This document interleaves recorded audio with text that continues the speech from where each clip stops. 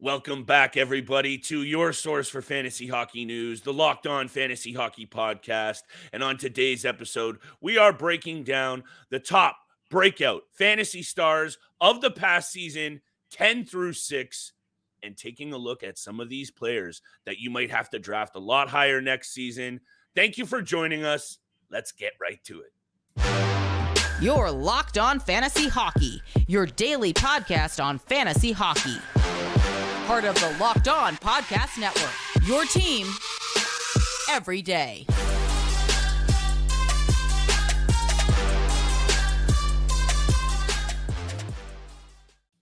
Thank you for joining us, everyone, for the Tuesday episode of the Locked On Fantasy Hockey Podcast. I'm joined, as always, by my esteemed co-host, Mr. Steele Roden, and you've seen his work all across YouTube, under NHL Quick Hits, and, of course, all across the Locked On Network. Make sure you're checking him out.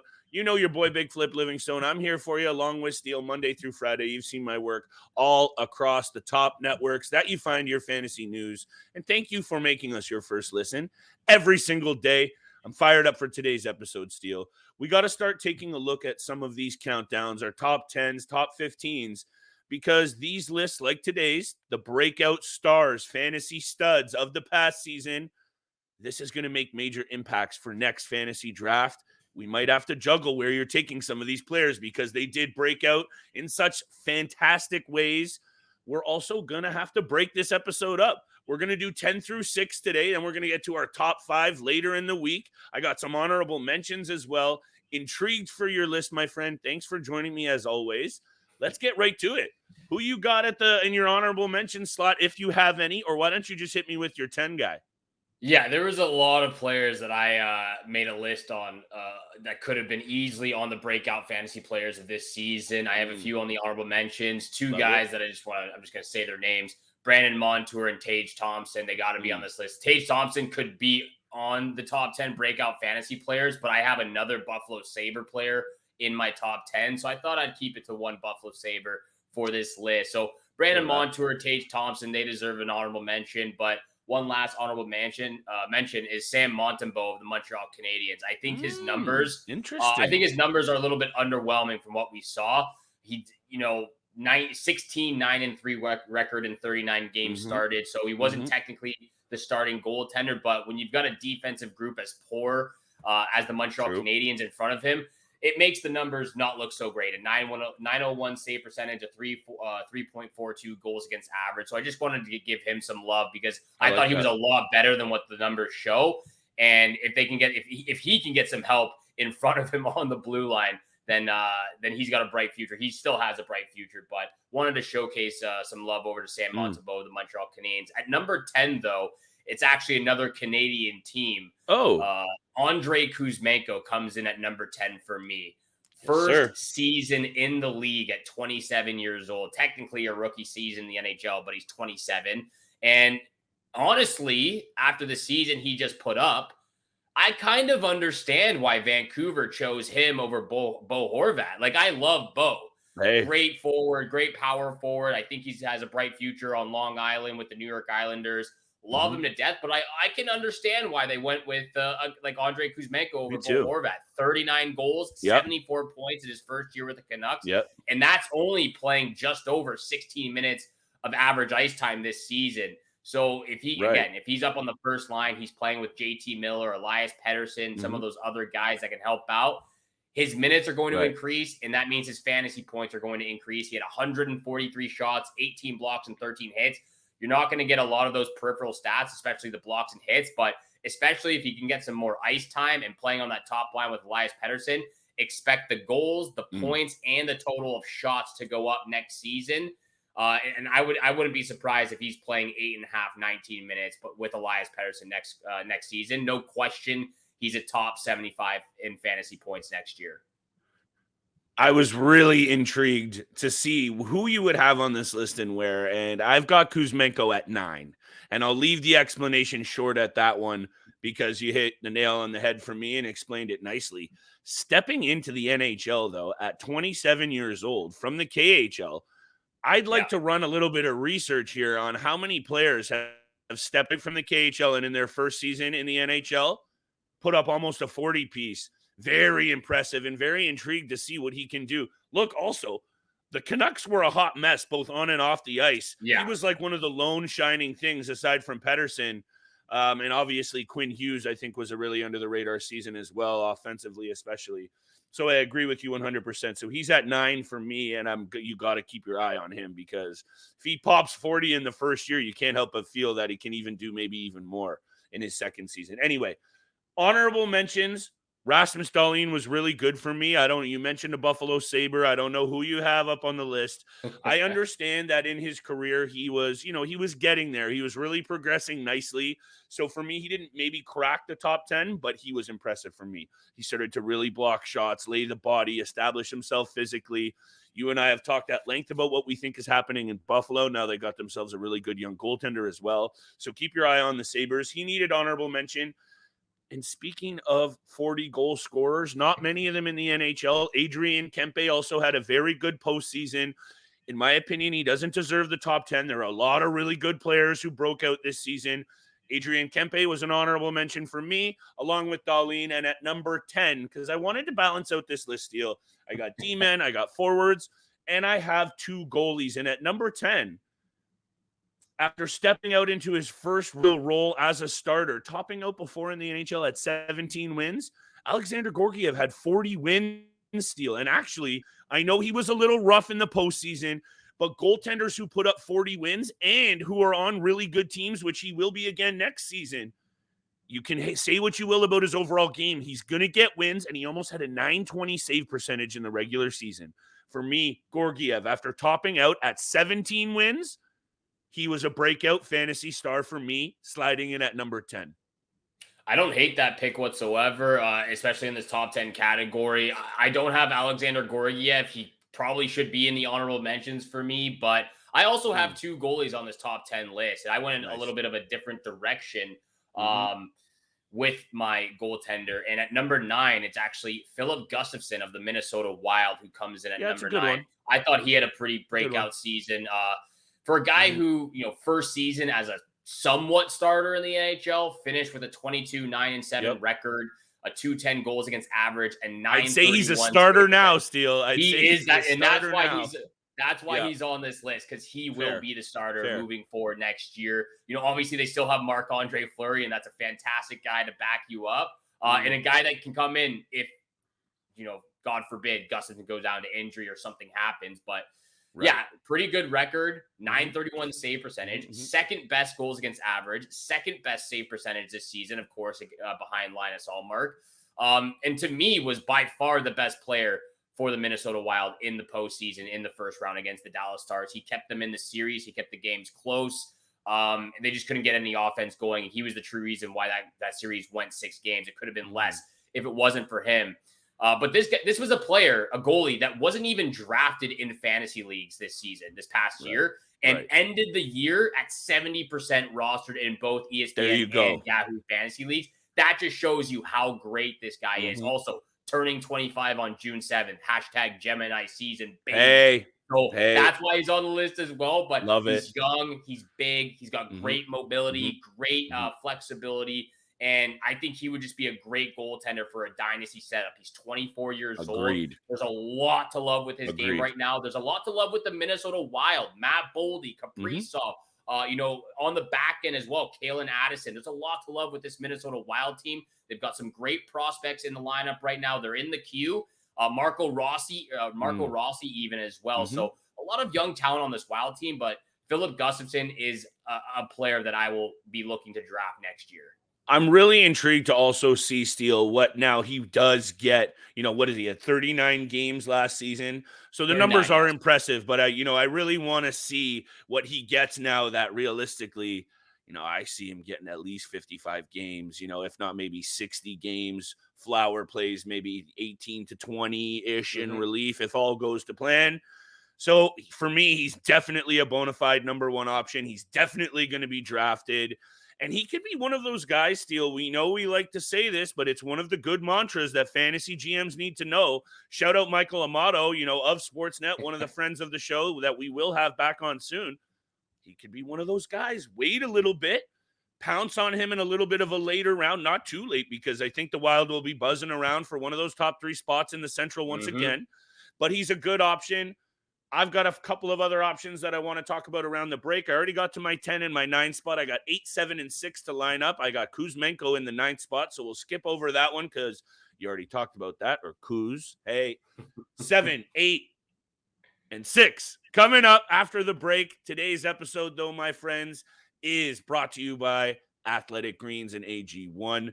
Steele and I love popping a little AG1. You just need 1 scoop in water every day, or even better, drop it into your smoothie, hit the gym, and feel what AG1 does for you with just 1 delicious scoop every single day. You're getting 75 high-quality vitamins, minerals, whole food source superfoods, probiotics, adaptogens that all help you start your day right. The special blend of ingredients, it supports your gut health, your nervous system, your immune system, helps keep your energy up. It helps you recover, focus, and age with grace. All the things that you want.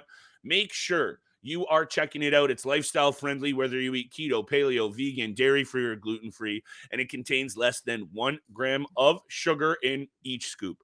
Athletic Greens also has over 7,000 5-star reviews, so right now, reclaim your health and arm your immune system with convenient daily nutrition with just 1 scoop in water every single day. That's it. No need for a million different pills.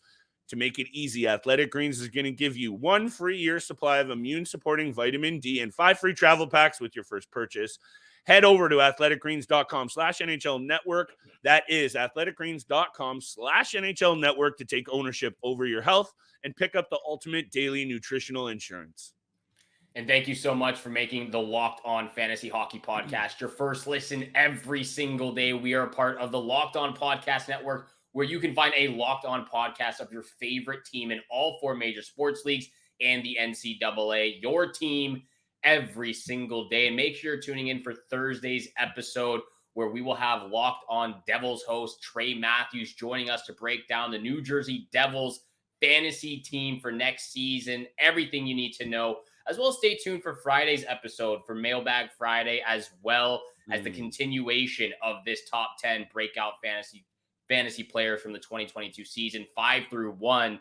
But let's continue with 10 through 6. At number 8 right now, I'll throw it over to you, Flip. We just finished up talking about Andrei Kuzmenko, Filip Gustavsson, Alexander Georgiev at 10 and 9. Who's in your number 8 spot? And this is just a guy, Steele, that he was going to get honorable mention because I understand fantasy value is what we're really getting at here. We're the fantasy show. But I think this player at 20 years old had to make the list for me in Matty Beniers, only because I really think after what I saw in the postseason, and I know there was a lot of players that could have made this list, and I'm sure you and I are going to disagree on a couple of these guys, but let me just make the case this way. 4 game-winning goals for Beniers, 20 years old. We saw his 10 games in his first, end of the season, 2 seasons ago, point-a-game player. He looked really good in the postseason for me, Steele. And hey, Kraken fell short. He went a little quiet, but let me just pull it up because I read it earlier. 3 goals, 4 assists, almost 18 minutes a game per night in the postseason. And he got it done in the regular season, Steele. For me, 148 shots. I'm going to say he gets the puck on net a lot more next year with confidence. I just see where he's at now. I think he's really maybe it's a 1 year too early for him as the breakout, but I just needed to have him on my list because I think he's really going to be a superstar in this league. A little bit more of a sneaky guy, more cerebral, but at number 8, he's high on my list because I'm high on him as a player. Yeah, I don't hate it. I think it's a little early for him to be a breakout player right now. I don't hate it. I don't hate it whatsoever. I also have a Seattle Kraken on this list as well, and I think you probably know who it is. I'll get to him when I get to number 7, but at number 8, I actually have a Winnipeg Jet player. Oh, I knew we have the same. Pierre-Luc Dubois. Oh, I have Pierre-Luc Dubois on this list. Okay. And it's up for debate. I think this is where you and I might disagree a little bit if he's in that breakout category for this season. But I'm going to go with, yes, a little bit of a breakout player. 27. I'll explain why. 27 goals, 63 points in 73 games. So far, it's his best outing. It's his best year, his best season up to date. And for me, I still believe he's only scratching the surface right now. I think he is up for a big year. And I think he's a great player for banger leagues. 77 penalty minutes, typically anywhere from 80 to 125 hits a season. He gets shots, he gets blocks, and you and I can agree on this. We don't know what the problem is in Winnipeg right now, but there's clearly a problem in Winnipeg, whether it's the leadership, the communication, discipline. I don't know. Maybe it's just a locker room energy problem. I don't know what it is, but they might have to start cleaning house, and it looks like they will do. It seems that way. They're trending that way for this offseason. Connor Hellebuck, rumors about him potentially being traded. He wants to be with a contending team. You know what I saw, Steele, actually? A couple of little rumors. Hellebuck to Ottawa. You see that? I saw that as well. I saw Hellebuck to Ottawa. I saw Kyle Connor's name being mentioned around the rumors. I've seen Mark Scheifele. We've even seen Pierre-Luc Dubois for the last year connected to the Montreal Canadiens. So, look, whether he is traded or whether he's not traded, I think he's up for a big year. Within reach, 30 goals, 70-plus points. He finished with 63 points in 73 games last year. So if he can play up to 80 games or hopefully a full season, I don't think 30 goals is out of the question. I don't think 70-plus points is out of the question. He's a dominant force in the offensive zone and a very physical guy to play against. So it's up for debate whether it was a breakthrough season this year, but I think he's up for one next year. And I like how we're copping out a little bit with how we're looking at that, but that's okay because I think at the end of it all, regardless of what we think for this season, because I'm looking at it a bit more of guys who have kind of done things in a big way, and I'm going to get to a Winnipeg Jet in a second who haven't done it before. Regardless, you're going to have to keep your eye on these guys for next season because either they're teeing themselves up to continue to be studs and breakout players, or this breakout might be a flash in the pan. And this is where I'm going to say this with Josh Morrissey, because he had an amazing season. He, I believe, was top 35 in NHL scoring with 76 points. Also, 119 block shots, 90 hits, 175 shots on net. He was a very valuable piece. And I saw in a few leagues that I was in this year, because Morrissey was drafted so late, a couple of guys who won leagues this year. Morrissey is that type of guy that you got him in his breakout year. He needs to get a little bit of love for it. But here's the caveat. So he's in there at number 7 for me because he was a really valuable fantasy defenseman. And if he's in the top 35 in scoring, and he topped out at a previous career high of 37 points and he had 76 still. To me, that's a breakout fantasy star. But be careful with what you do with him next season because of all this activity with the Winnipeg Jets. So that's one of those caveats that I wanted to mention, that be wary if you see this 76 points and all of these peripherals, get too high on Josh Morrissey and get burned because Winnipeg's a bit of a hot mess next year. Yeah, it looks to seem that way. I love how we're going back and forth with some Jet players and a little bit of the Seattle Kraken players as well. That's who I've got at number 7. Seattle Kraken's forward Jared McCann. I also wanted to put Vince Dunn on this list because he did have a breakout season as well. I just don't know if he can keep up with that next year and keep up with that progression. But at number 7, I have Jared McCann. And he's progressed and he's developed. And every single year he's been in the league so far. I love this guy's game. You do. He scored 27 goals and had 50 points last year for the first time. First time scoring 20-plus goals or even recording above 40-plus points. He follows that up this past year with a 40-goal season and 70 points total. If that's not a breakout season, I'm not quite sure what is. 210 shots, 65 hits, and 25 blocks. He gets it done. And he does this, again, only playing 16 minutes of ice time for the Seattle Kraken. It's actually insane why he's not up to 18 and a half, 19 minutes. Again, Dave Hackstall, he's the coach. He's the coach for a reason. And we like Hackstall. We do like Hackstall, but give my boy some more minutes. He needs the ice time. And again, after all that we've witnessed with Seattle this year, amazing team chemistry, great work ethic, a good mix of veteran players who seem to be rejuvenated now, as well with a few players entering their prime, like Jared McCann, Vince Dunn, 26, 27. And then you've got the young talent like Matty Beniers, Shane Wright, and Morgan Geekie. So they've got a great balance of all these players right now, and they're gelling. They've got great chemistry. And the thing that I love about Seattle, Seattle doesn't have a single contract over $6 million right now. They've got $21 million in cap space for this offseason. Good point. I think they might have the least amount of RFAs or UFAs on their team right now. And I think this offseason, they might make a huge splash. They might try to land a stud free agent this summer. Hopefully they do. And again, for Jared McCann, he's in his prime right now. He's turning 27. And again, all I ask, if you're the Seattle Kraken, Dave Haxtell, just give him some more ice time, please. Hey, we're again got to keep your eye on that situation headed into next season. There were some players still, I totally agree. Can't even disagree on that one. Breaks out for sure. I got some players on this list. I don't know where your top 5 is going to be at. I'm excited to see. I got a Dallas Star or 2 in this bad boy in the top 5, Steele. That's a little tease to Friday's episode. Make sure you stay tuned for the rest of the week. Steele mentioned it nicely. We got special guests. We're going to have the top busts of the season fantasy-wise. Pay attention for that one as well for fantasy GMs. Steele, I got one more player that I really want to talk about. Let's get there right after this break. I also have a Dallas Stars player in the top 5. So I can't wait till Friday's episode where we break down 5 through 1 of the top 10 breakout fantasy players from 2022-23 season. But thank you so much for making the Locked On Fantasy Hockey Podcast your first listen every single day. Make sure you hit the subscribe, hit the follow button. You can find us on your favorite podcast platform, including YouTube. And Flip and I appreciate all the love, all the support you show us every single day. Don't be afraid to leave us a review on Apple or Spotify as well. We appreciate all the feedback. DM us on Twitter, LO_FantasyNHL. We will get back to you as soon as possible. But Flip, let's continue with 10 through 6 of this top 10 list. And I'll throw it back over to you so I can close my mouth for a little bit. Flip, who's at your number 6 spot right now? So did you pop off all 10 through 7 already? You got your 6 left as well? Is that where I have my 6 left as well.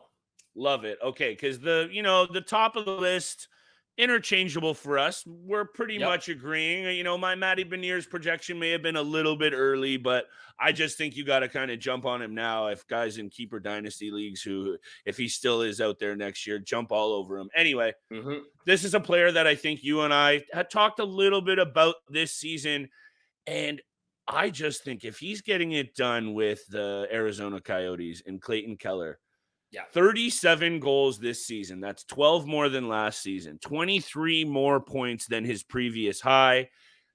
223 shots on goal, Steele. He gets it done at all forms on the ice.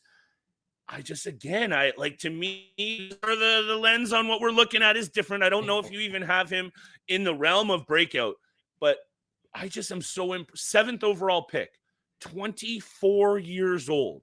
Playing with some very interesting lineup situations over the last couple of years in Arizona. He's starting to really find his confidence, and I think this guy is going to get plucked. He's going to get plucked by a big-time team. Honestly, I could see the New York Rangers. I could see someone big, U.S. market, taking this guy, and he's just a stud. Pardon me? That would be incredible if that I just think he's got that confidence and he's got that swagger. He played in Boston University. That is a hockey hotbed. He's from the Arizona Coyotes franchise. So I just am very excited with this player, Steele. At 24, I think he broke out in a big way. 49 assists, 86 points. He also has 50 penalty minutes. He takes some dumb penalties at times, which is a good thing for fantasy owners. For those banger leagues, I just think if you can get also 20 minutes of ice time a night for a 24-year-old player, that's got to be up there in the league. And I love his skating ability. I love his shot.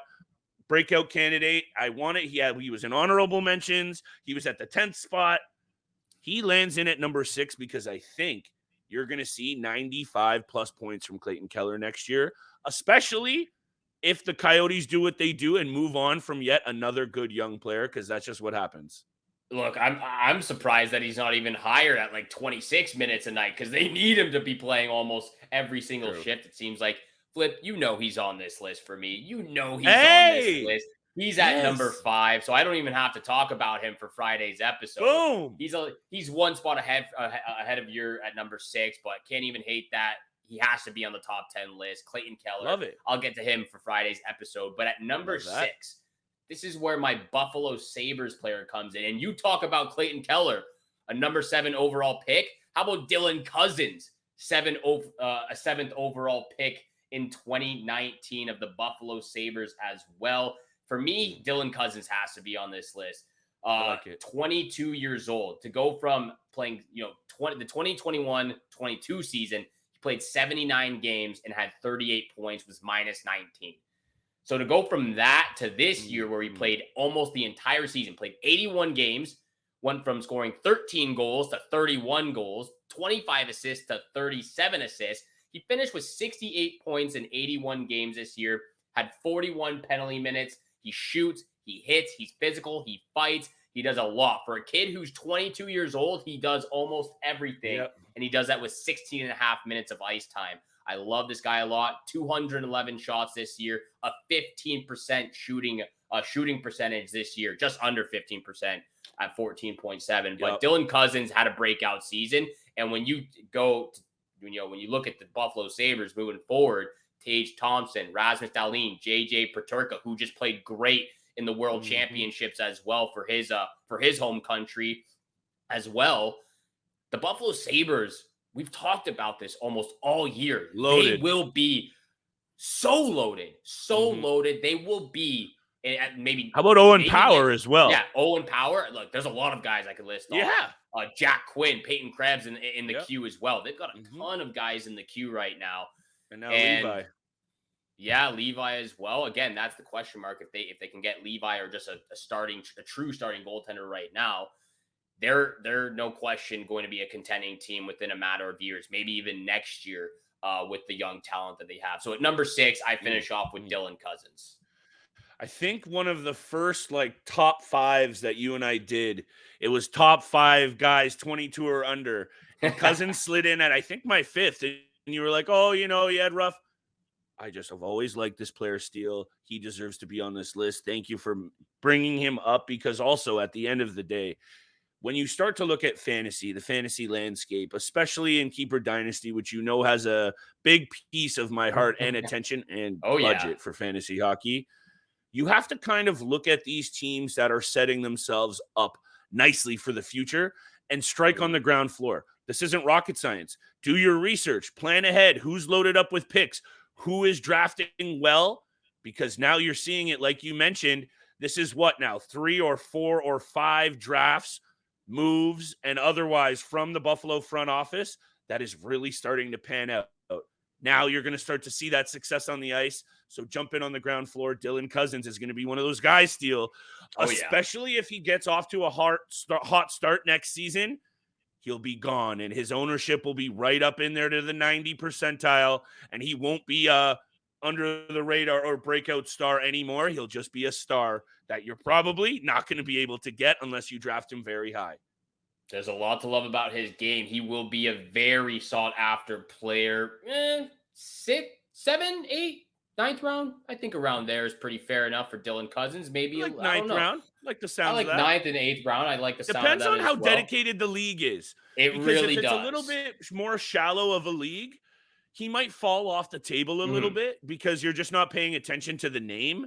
Buffalo Sabre, not a top line guy, even though he might have the potential. But you know what I'm saying? Like all those kind of regular fantasy things that you look at to start. If your league's not that deep, you don't need to look at that much more. But it depends. I like the 9th round, though, 8th round even or higher for dedicated circles. He will be very sought after next year.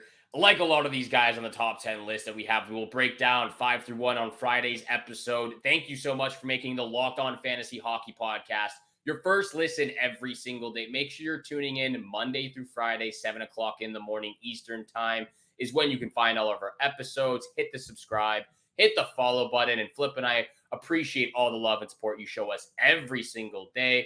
Have a great day today. Good luck with all your bets, and we shall see you back here again tomorrow. Peace.